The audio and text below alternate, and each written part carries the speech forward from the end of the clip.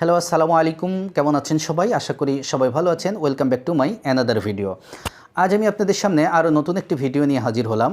সেটা হচ্ছে ইরানের আইআরজিসির পক্ষ থেকে দাবি করা হয়েছে যে তারা যে আক্রমণ চালিয়েছে তাতে মার্কিন সেনাদের ৬৫০ জন হতাহত হয়েছে আর পালিয়েছে মার্কিন রণতরী। মধ্যপ্রাচ্যের চলমান রক্তক্ষয়ী সংঘর্ষের মাধ্যমে এক চাঞ্চল্যকর তথ্য সামনে এনেছে ইরানের আইআরজিসি। সংস্থাটির পক্ষ থেকে জানানো হয়েছে যে গত ২ দিনে পরিচালিত পাল্টা অপারেশন টু প্রমিস 4 অভিযানে অন্তত ৬৫০ জন মার্কিন সেনা হতাহত হয়েছে।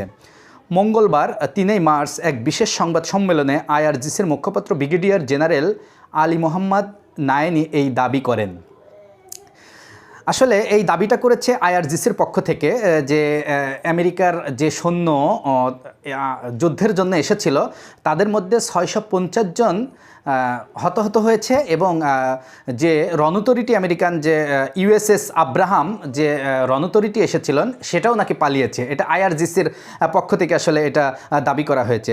তিনি জানান যে পারস্য উপসাগরীয় অঞ্চল জুড়ে থাকা মার্কিন সামরিক ঘাঁটি ও যুদ্ধ জাহাজগুলো লক্ষ্য করে চালানো ড্রোন ও ক্ষেপণাস্ত্র হামলায় এই ব্যাপক ক্ষয়ক্ষতি হয়েছে।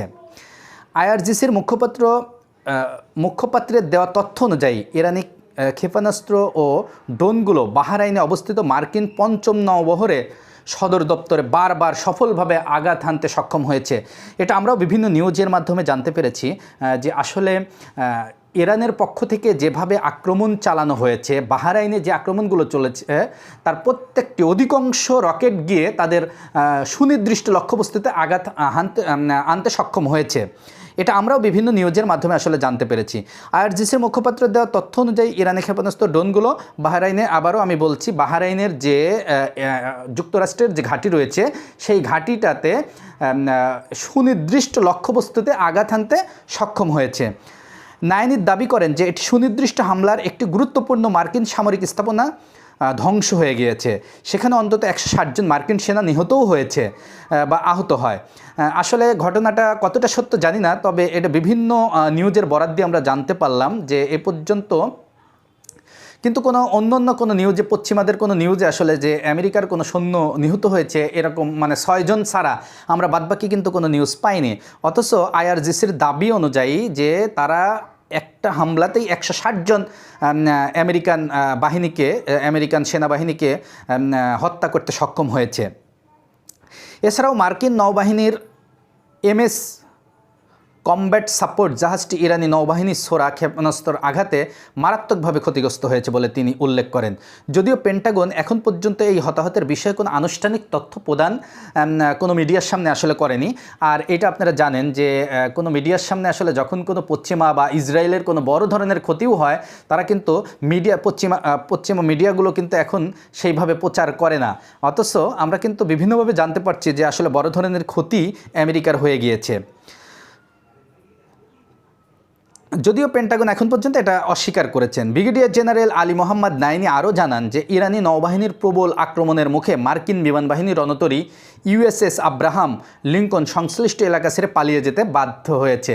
আসলে যদি ঘটনাটা সত্য হয়ে থাকে, আসলে আমাদের যারা আমরা মুসলিম, যাদের মধ্যে কিঞ্চিত মাত্র ইমান আছে, তাদের মনে আসলে আনন্দ লাগাটাই স্বাভাবিক। আমি চাই যে আসলে ইরানের পক্ষ থেকে যে আক্রমণগুলো হয় সেগুলো যাতে সূক্ষ্ম হয় এবং আমেরিকার কিছু হলেও যাতে ক্ষতি হয়। এটা আসলে সমস্ত মুসলমানদেরই একটা দাবি, আমারও সেরকম দাবি। তিনি আরও বলেন যে দক্ষিণ পূর্ব ইরানের চাবাহাল উপকূল থেকে প্রায় ২৫০ থেকে ৩০০ কিলোমিটার দূরে অবস্থানরত এই রণতরীটিকে লক্ষ্য করে ৪টি শক্তিশালী ক্রুজ ক্ষেপণাস্ত্র নিক্ষেপ করা হয়। এর পরপরই বড় ধরনের ক্ষয়ক্ষতি এড়াতে এয়ারক্রাফট ক্যারিয়ারটি দক্ষিণ পূর্ব ভারত মহাসাগরের দিকে ছুটে চলে যায়। তো আসলে ঘটনাটি যদি সত্যিই হয়ে থাকে আসলেই আমাদের কাছে একটা আনন্দের বিষয়। আর আমরা যেটা মনে করি যে এই যুদ্ধের শেষ কোথায় এটা আসলে আমরা কেউই বলতে পারছি না।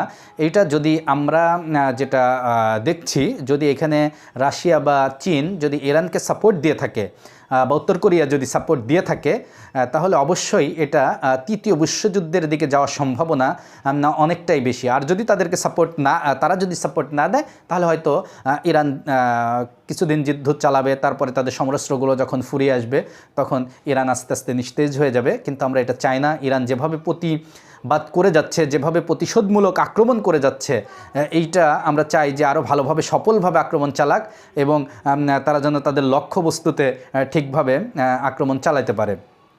তো এই ছিল আজকের নিউজ। আবার সামনে কোনো আপডেট কোনো নিউজ পেলে অবশ্যই আমি আপনাদের সামনে এটা নিয়ে আসার জন্য চেষ্টা করব। আল্লাহ হাফেজ।